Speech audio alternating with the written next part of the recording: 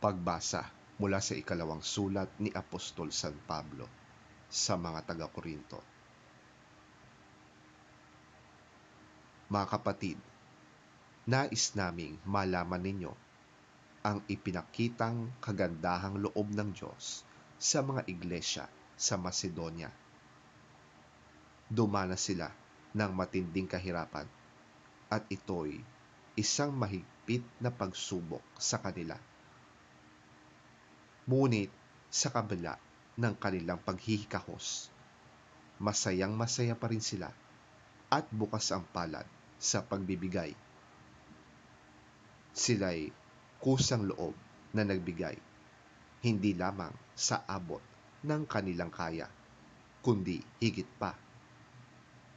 Alam ko ito sapagkat mahigpit nilang ipinakiusap sa amin na sila'y bigyan ng pagkakataong makatulong sa mga kapatiran na taga Jerusalem.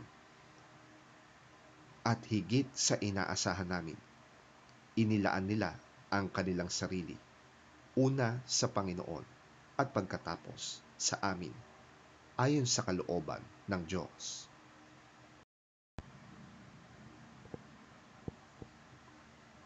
Kaya't pinakiusapan namin si Tito dahil siya ang nagsimula ng gawaing ito, na kayo'y tulungan niya hanggang sa malubos ang pagkakawang gawa ninyong ito.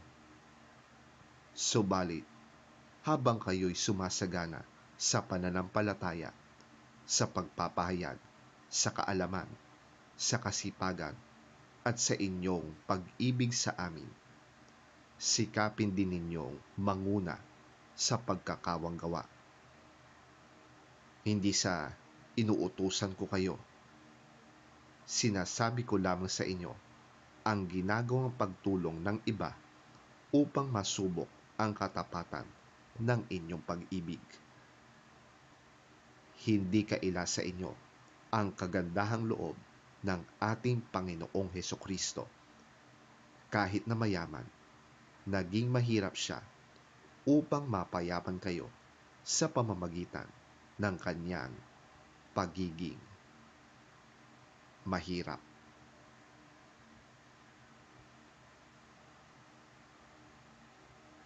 Ang salita ng Diyos. Salamat sa Diyos.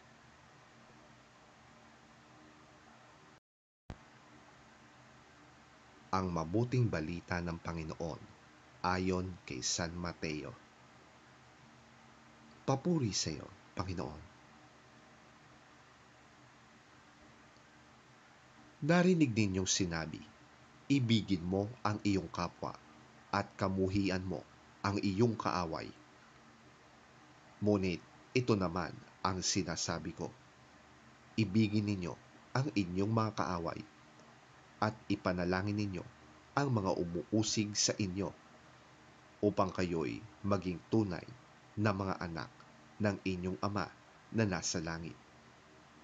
Sapagkat pinasisikat niya ang araw sa mabubuti, gayon din sa masasama, at nagpapaulan siya sa mga matuwid at sa mga di matuwid. Kung ang mga nagmamahal sa inyo ang siya lamang ninyong mamahalin, anong gantimpala ang inyong maaasahan? Hindi ba't ginagawa rin yan ng mga maniningil ng buwis? At kung ang mga kapatid lamang ninyo ang inyong binabati, ano ang ginagawa ninyong higit kaysa iba? Hindi ba't ginagawa rin yan ng mga hentil? Kaya maging ganap kayo gaya ng inyong Ama na nasa langit.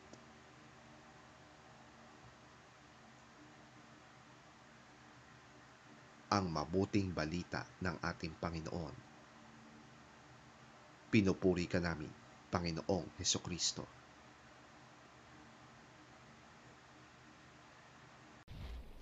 You have heard that it was said, love your neighbor and hate your enemy. But I tell you, love your enemies and pray for those who persecute you, that you may be sons of your Father in heaven. He causes his sun to rise on the evil and the good and sends rain on the righteous and the unrighteous. If you love those who love you, what reward will you get? Are not even the tax collectors doing that? And if you greet only your brothers, what are you doing more than others? Do not even pagans do that? Be perfect, therefore, as your heavenly Father is perfect.